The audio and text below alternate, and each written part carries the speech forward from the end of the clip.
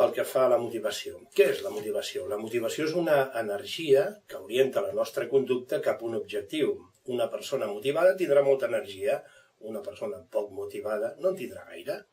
El que volem és que els nostres alumnes tinguin molta d'aquesta energia, o sigui que estiguin molt motivats. El DOT treballa la motivació i la treballa específicament en cada cicle o etapa educativa. No és igual motivar a un alumne del cicle inicial que a un alumne de batxillerat o cicles formatius. Per tant, saber quins elements fan que la nostra motivació sigui gran i com activar-los és un dels objectius fonamentals del DOT.